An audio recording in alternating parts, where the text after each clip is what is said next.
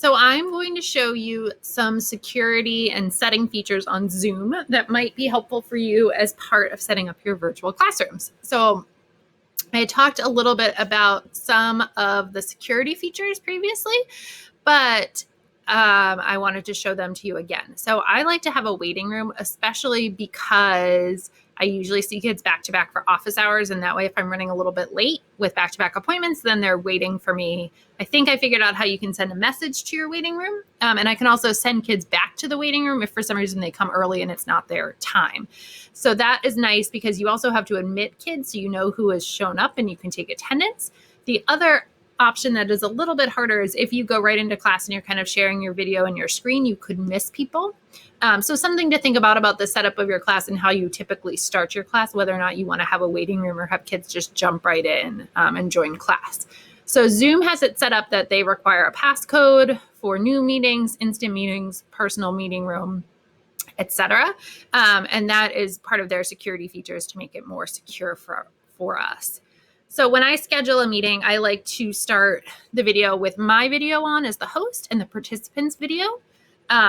I know that they want to change that during the meeting, and we don't want them to have their video off. So we want to take that feature away, and I'll show you how to do that in a second. So we also want to make sure that students are using their computer audio. If you're using your phone, if you call in that way, it gives you an option of what audio to use. But mine usually asks me when I join, kind of use computer audio. And I do like that as a feature. You could let students join before the host. I don't, because I like to make sure I'm there kind of monitoring. So I have enabled my personal meeting ID, and then it's assigned. And if we want to change your personal meeting ID settings, you would click here.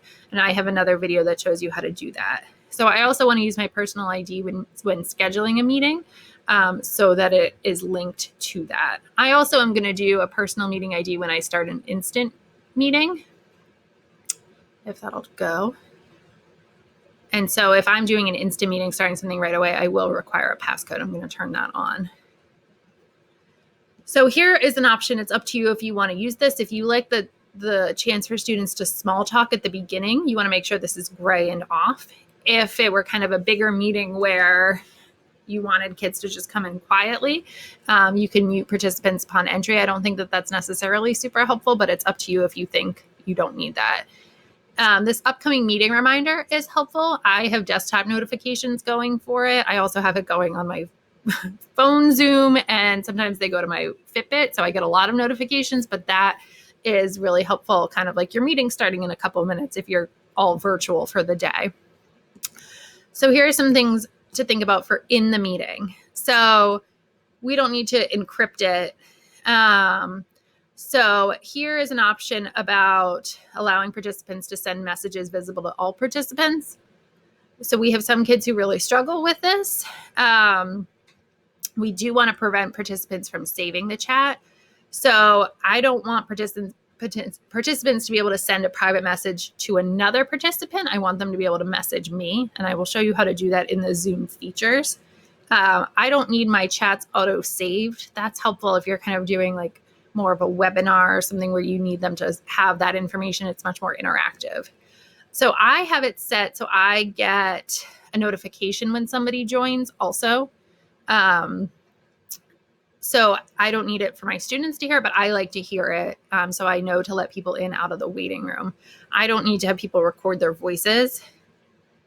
So both participants and hosts can send files in the chat.